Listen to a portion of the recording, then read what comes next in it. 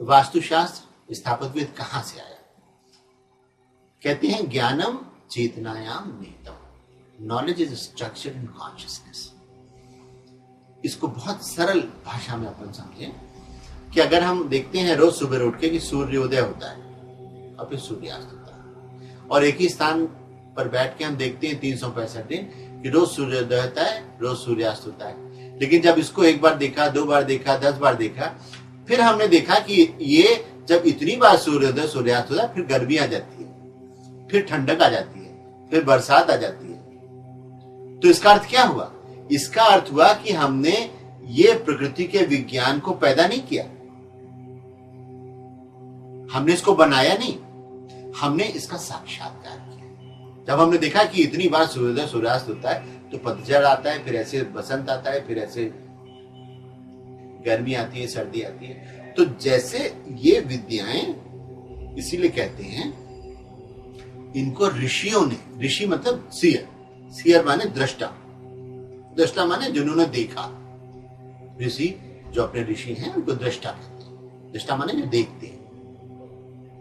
तो इसका अर्थ हुआ कि वेदों को कहते क्या हुआ? वेद ऋषियों ने रचे। ऋषि कौन? दृष्टा, उन्होंने देखे। देखने का अर्थ क्या हुआ?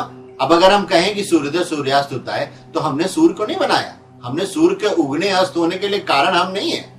ये एक प्रकृति की अनवरत प्रक्रिया है जिसको हमने देखा, साक्षात्कार किया और बताया।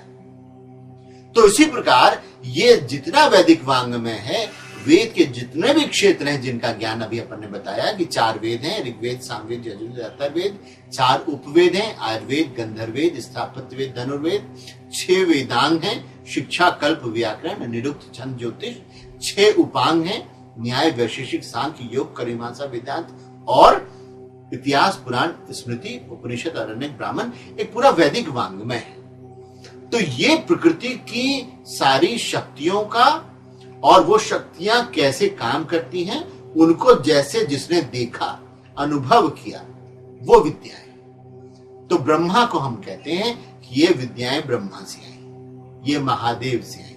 इसका अर्थ क्या हुआ? ब्रह्मा को क्या कहते हैं? क्रिएटर, वो चेतना जिसने क्रिएट किया। विष्णु जो उनका पालन करते हैं, शिव जो इनका संहार करते हैं। इसका अर्थ ये हुआ कि जब मनुष्य का शरीर बना, मनुष्य की चेतना बनी, उसने प्रकृति को अध्ययन करना शुरू किया, तब उसने देखा कि ये हमारे समाज में इतनी चीजें हैं, हमारे ब्रह्मांड में इतनी चीजें हैं, ये सूर्य है, ये चंद्र है, ये नक्षत्र है, ये ग्रह है। ये जब ऐसे ये नक्षत्र आता है तो ऐसे ये पानी की ऐसी स्थिति होती है, ऐसा कॉम्बिनेशन बनता है तो पानी बहुत बरसता है, ऐसा होता है तो सूखा पड़ जाता है। अब ये इस सारे प्रकृति के नियमों को जो चेतना, जिनको हम साइंटिस्ट कह सकते हैं, वो जब ऑब्जर्व कर रहे हैं तो उनके ऑब्जर्वेशंस हैं। तो ये जितनी भी वैदिक विद्याएं हैं, ये उन साइंटिस्ट के ऑब्जर्वेशंस हैं। ऑब्जर्वेशन क्या? देखना। देखने का कौन? जो दृष्टा है। तो दृष्टा कौन है? जिसको अपन ऋषि कहते हैं। तो इन्होंने जितनी सारी प्रकृति की मूल चीजों को समझा, उन मूल चीजों के आधार पर, अगर वैसे तो बहुत विराट विषय है, बहुत अनंत विराट विषय है, लेकिन जब हम इस पर जाते हैं, केवल वास्तु के क्षेत्र में जाते हैं, तो जिन लोगों ने, जिन वैज्ञानिकों ने तमाम तरह की प्रकृति की शक्तियों को समझा कि यहां पर गर्मी बहुत पड़ जाती है, फिर इतने दिनों बाद जाड़ा बहुत पड़ जाता है, फिर ऐसे आंधी चलती है इस समय में सूखा पड़ता है, तो उसके हिसाब से जब उन्होंने निर्माण शुरू किया, तो उन्होंने इन सारी चीजों को ध्यान रखा कि गर्मी जब ज्यादा हो तो ऐसे अगर दक्षिण और पश्चिम को हम बंद कर दें तो गर्म हवा कम आती है, पूरब और उत्तर को खोलें तो हमारा घर प्रकाशवान तो रहता है लेकिन गर्मी नहीं आती। तो ये छोटे छोटे नियम और गहराई से जाने पर और विराटता से जाने पर और व्यापक हो गए।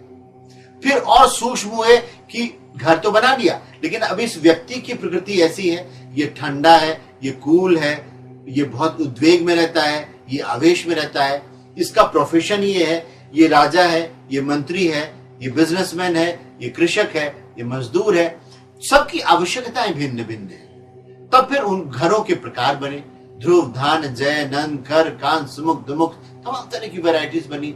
फिर उनके कॉम्बिनेशंस बने, लाखों तरह के सम्रांगण सुधार में लाखों प्रकार के भवनों का वर्णन है। अलग अलग भवनों की संज्ञाएं उनका विशेषण है, उनकी क्वालिटीज को बताती है, उनकी निगेटिविटीज को बताती है। फिर इन सारी चीजों को जैसे जैसे डेवलप होता गया ऑब्जर्वेशन से, तो ये पूरे ग्रंथ बनते गए। तो जब वेदों को ऋषियों ने रचा, फिर वेदों में क्या है, वेद बेसिकली नेचुरल लॉ का डिस्क्रिप्शन है। प्रकृति के जितने नियम हैं उनका वर्णन है वेदों।